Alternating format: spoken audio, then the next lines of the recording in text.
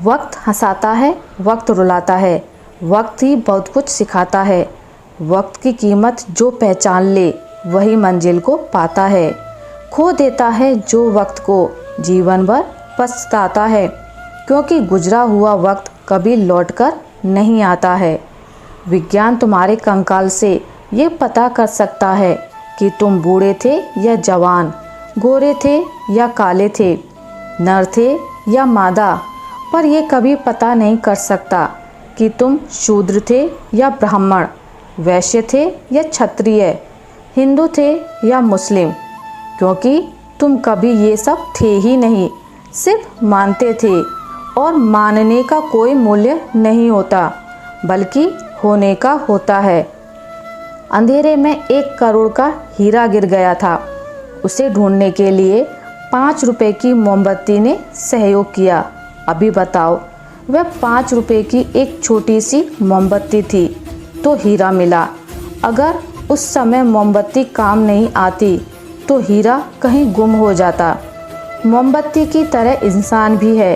इंसान कितना भी छोटा हो, अगर वह सही वक्त पर काम आता है तो वह इंसान छोटा नहीं, सबसे बड़ा आदमी कहलाता है। कोई भी मनुष्य किस बात को किस प्रकार से समझता है, यह उसकी मानसिकता तय करती है। कोई दूसरों की थाली में से भी छीनकर खाने में अपनी शान समझता है, तो कोई अपनी थाली में से दूसरों को निवाले खिलाकर संतुष्ट होता है। सारा खेल संस्कारों, समझ और मानसिकता का है। लेकिन एक बात तो तय है कि छीनकर खाने वालों का कभी पेट नहीं भरता और बांटकर खाने वाले कभी भी भूखे नहीं रहते। जिस शरीर को लोग सुंदर समझते हैं, मौत के बाद वही शरीर सुंदर क्यों नहीं लगता? उसे घर में ना रखकर जला क्यों दिया जाता है? जिस शरीर को सुंदर मानते हैं, जरा उसकी चमड़ी तो उतार कर देखें, तब हकीकत दिखेगी कि भीतर क्या है। भीतर तो बस रक्त, रोग, मलमूत्र और कचरा भरा है। फिर यह शरीर सुंदर कैसे हुआ? शरीर में कोई सुंदरता नहीं है। सुंदर होते हैं व्यक्ति के कर्म, उसके विचार, उसकी वाणी, उसका व्यवहार, उसके संस्कार और उसके चरित्र। जिसके जीवन में यह सब है, वही मनुष्य संसार का सबसे सुंदर इंसान है। जब भगवान से किसी ने पूछा, तुम भी कमाल करते हो, किसी को इतना खूबसूरत और किसी को बदसूरत बना देते हो, आखिर ऐसा क्यों करते हो? सभी को सुंदर बनाने में तुम्हारा क्या जाता है? भगवान ने कहा, मैं जब मिट्टी गूंदता हूँ तो सुंदरता और कुरूपता का अनुपात सभी के लिए बराबर ही लेता हूँ, परंतु किसी में सुंदरता बाहर रह जाती है और किसी में अंदर। कल एक झलक जिंदगी को देखा, वो राहों पे मेरी गुनगुना रही थी। फिर ढूंढा उसे इधर उधर, वो आँख मिचौली कर मुस्कुरा रही थी। एक अरसे के बाद आया मुझे करार, वो सहला के मुझे सुला रही थी। हम दोनों क्यों खफा हैं एक दूसरे से, मैं उसे और वो मुझे समझा रही थी। मैंने पूछ लिया, क्यों इतना दर्द दिया कमबख्त तूने? वो हंसी और बोली, मैं जिंदगी हूँ पगले, तुझे जीना सिखा रही थी। दुनिया में 3 तरह के लोग हैं।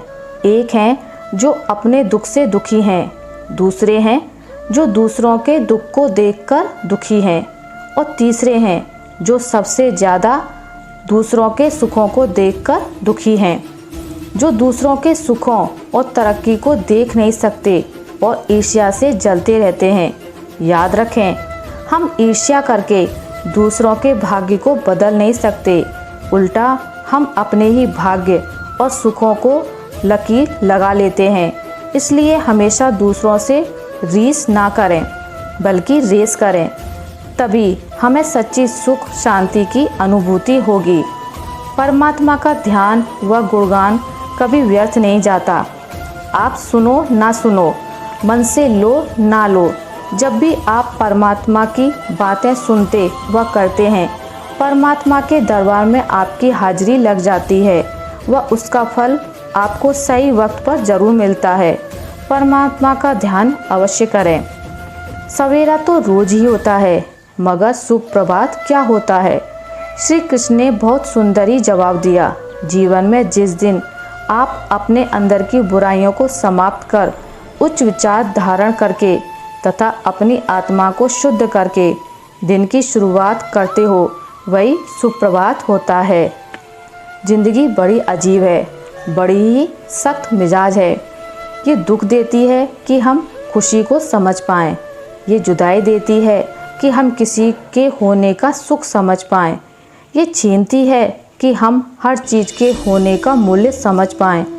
जाने क्या क्या, कैसे कैसे, कुछ ना कुछ सबक सिखाती ही रहती है। सबक सीखने को तैयार रहना ही जीवन है। वृक्ष के नीचे पानी डालने से सबसे ऊंचे पत्ते पर भी पानी पहुंच जाता है। उसी प्रकार प्रेम पूर्वक किए गए कर्म परमात्मा तक पहुंच जाते हैं। सेवा सभी की करिए, मगर आशा किसी से भी ना रखिए, क्योंकि सेवा का सही मूल्य भगवान ही दे सकते हैं, इंसान नहीं। मनुष्य को दुख का ऋण कभी नहीं भूलना चाहिए, क्योंकि यह दुख ही था जिसने उसे विनम्र बनाया, दूसरों की पीड़ा को समझना सिखाया, समता का पाठ पढ़ाया, सांसारिक सत्य को समझने के काबिल बनाया, और सबसे श्रेष्ठ यह कि दुख ने हमें परमात्मा के नाम का सुमिरन करवाया। दूध को दुखी करो तो दही बनता है, दही को सताने से मक्खन बनता है, मक्खन को सताने से घी बनता है। दूध से महंगा दही है, दही से महंगा मक्खन है, और मक्खन से महंगा घी है, किंतु इन चारों का रंग एक ही है, सफ़ेद। इसका क्या अर्थ हुआ? बार बार दुख और संकट आने पर भी जो इंसान अपना रंग नहीं बदलता, समाज में उसका ही मूल्य बढ़ता है। बहुत ही अच्छी और सच्ची बात। परेड में पीछे मुड़ बोलते ही पहला आदमी आखिरी और आखिरी आदमी पहले नंबर पर आ जाता है। जीवन में कभी आगे होने का घमंड और आखिरी होने का गम ना करें। पता नहीं कब जिंदगी बोल दे, पीछे मुड़।